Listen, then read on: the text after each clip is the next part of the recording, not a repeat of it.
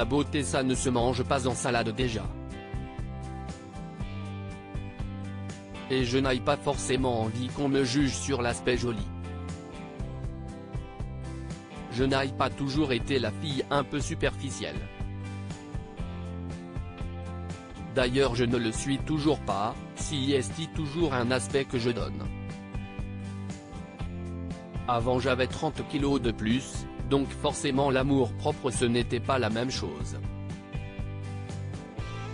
Et si je n'ai pas trouvé, si est que je ne devais pas trouver.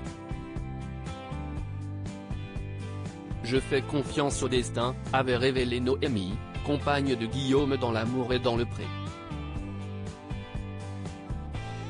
Un changement physique qui lui a permis de gagner en confiance, ce qui n'a pas été évident pour la jeune femme puisqu'elle a subi des violences et humiliations à l'école. Dans la première partie du bilan de L'amour et dans le pré, déjà visible sur Salto et diffusé lundi 7 novembre sur M6, la Belge s'est confiée sur le harcèlement scolaire qu'elle a subi. On m'a déshabillée dans la cour de récré, on m'a coupé les cheveux, a-t-elle lancé face à l'animatrice hallucinée. Et de poursuivre, ça a été à un tel point que je ne voulais plus aller à l'école. Ma mère s'est donné du mal pour changer d'école, pour que ça se passe mieux.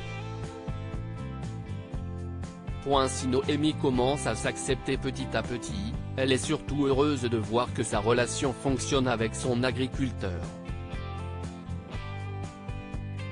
Néanmoins, lors du bilan, elle a fait le choix de le mettre en garde et ses propos lui ont valu les applaudissements de Karine Le Marchand.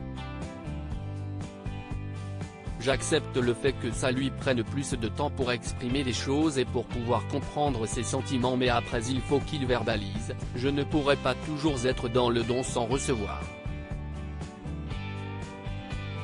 S'il prend toute mon énergie et que moi je me retrouve à toujours attendre quelque chose, ce n'est pas sain, a-t-elle déclaré.